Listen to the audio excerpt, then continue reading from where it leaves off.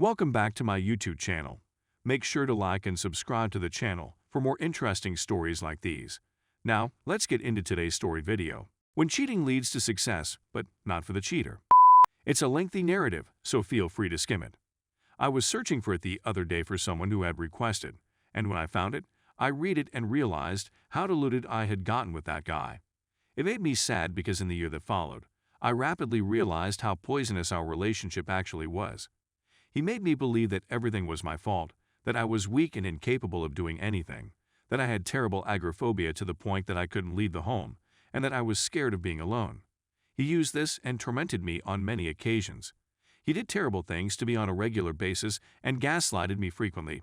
But now I'm free, I'm headstrong, I'm out there, I've gotten a job, I've gotten a lot fitter, I've started college to retake my GCSEs, I'm taking driving lessons. All these things he said I'd never be able to do. I can now walk anywhere and everywhere and take buses I'm unfamiliar with. Trains, not so now, here I am successful. Without that worthless waste of space, who I hear is still doing the same nonsense. No work because he is gaming all day, neglecting his female friend, scrounging money from his mother per end of hours he never bothers with, and so on. I wasn't the issue he painted me as. Unfortunately, it isn't finished yet. Despite the fact that we are divorced, he refuses to sign the clean break agreement and pay his portion of the divorce settlement. What's the point of publishing this? Well, I simply want to emphasize that just because someone cheats doesn't mean the world has come to an end. It may mean that your life is just getting started. Update. So my tale is a difficult one.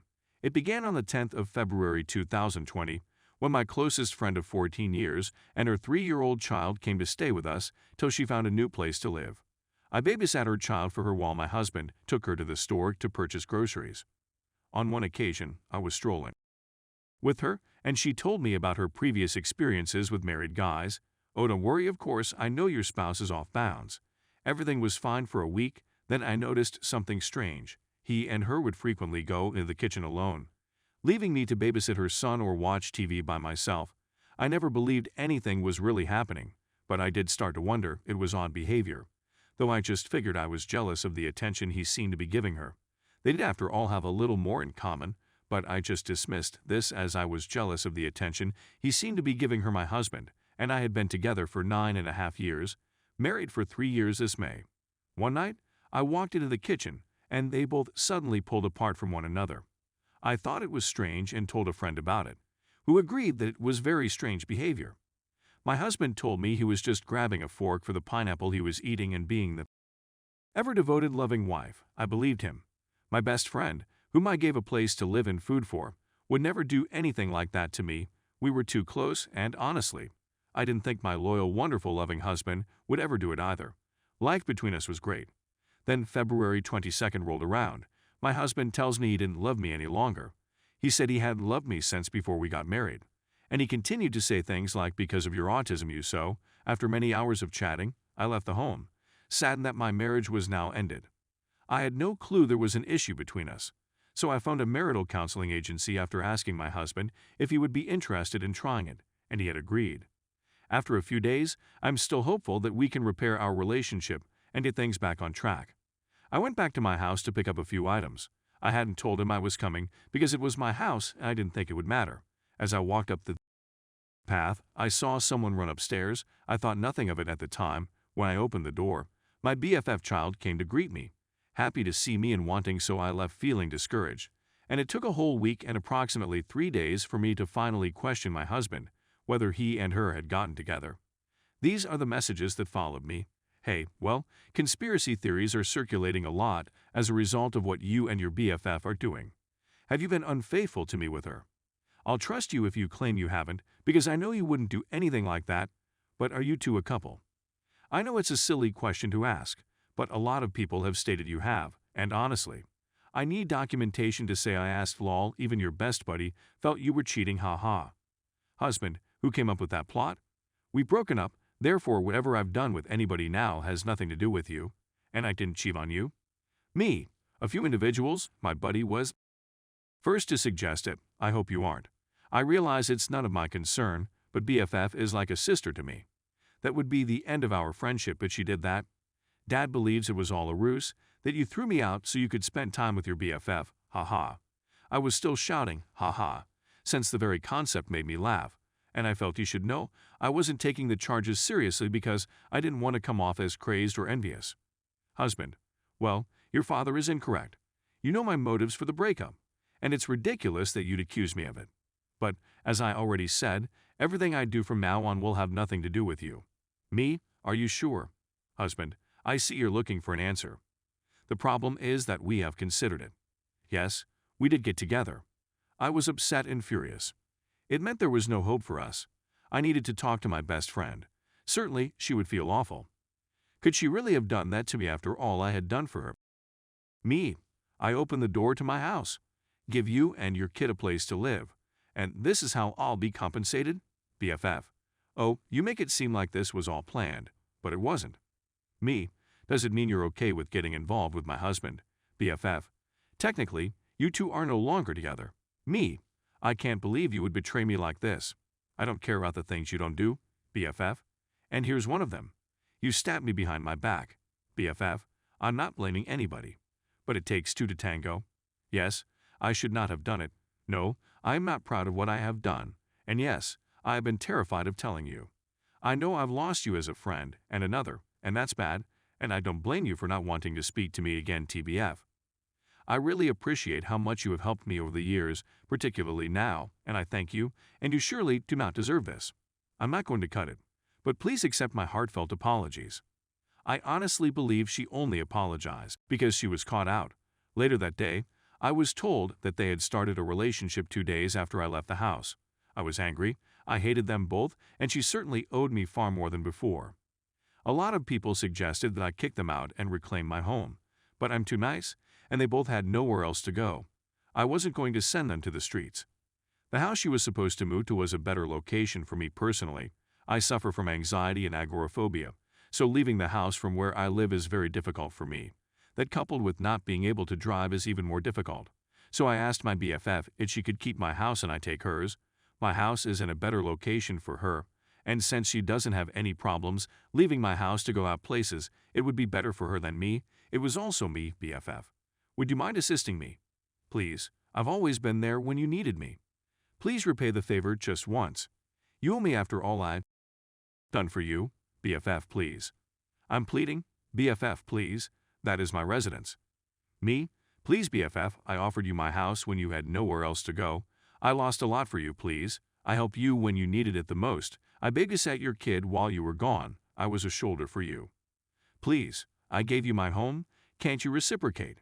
Please, BFF, I implore you. BFF, I'm not giving up that home. It's not fit for our requirements. My house was literally built for families to live in. Me: I did you a huge favor and lost a lot for you. Well, it could be suitable for you. Besides, child will grow. Can't you at least try and find somewhere else downtown?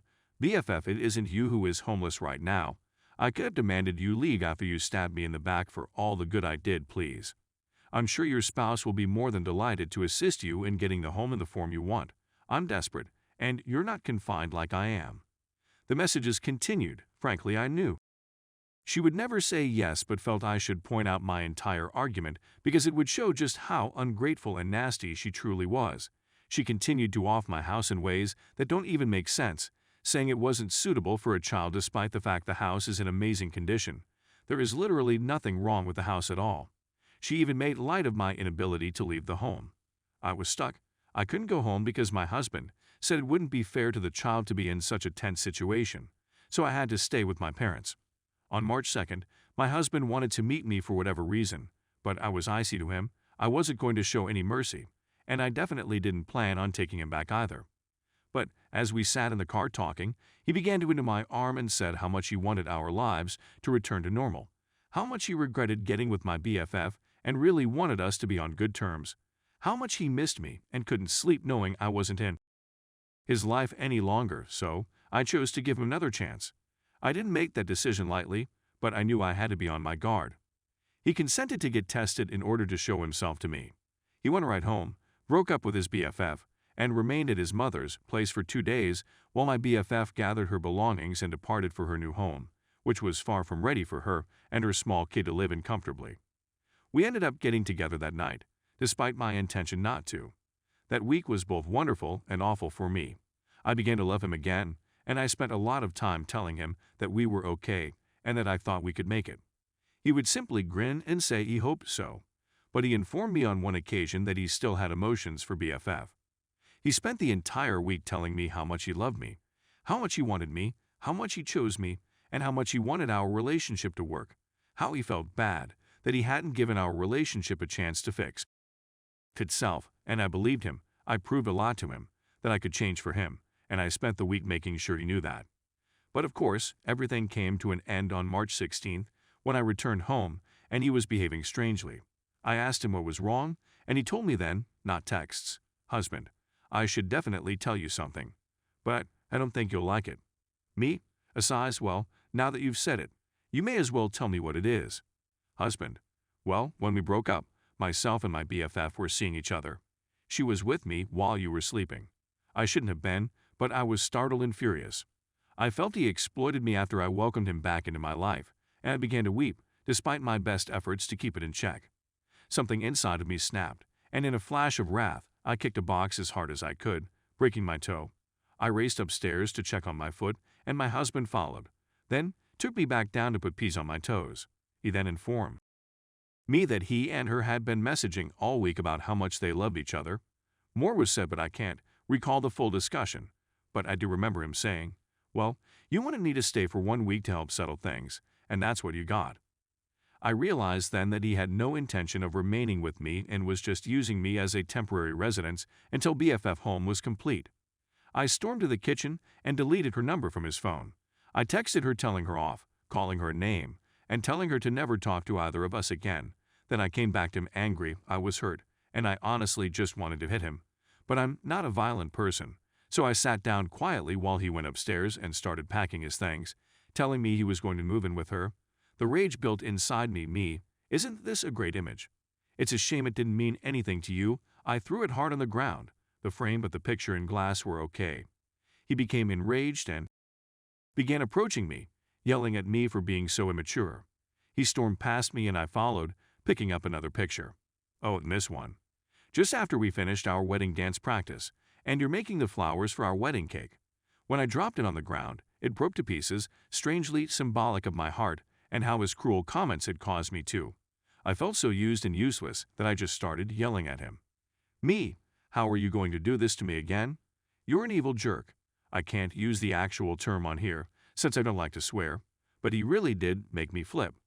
After I cooled down, I talked to his mother, who backed me and was unhappy that he was doing this because she raised him better than that. So now it's the 18th, and I received a message from him saying I was one step away from being an abusive wife, despite the fact that I never once laid a finger on him or even attempted to, which is laughable because he has hit me in the past and I've never been violent like that in my life. Due to my ADHD, I have had anger problems in the past, but it never led to violence. I was always kind and attended to his needs and was there for him when before all of this occurred. Life with him was wonderful. We seldom fought. We were constantly playing games together and on the same page. We were the sort of couple who could complete each other's sentences. We were planning for children, and my family adored him as if he were one of their own.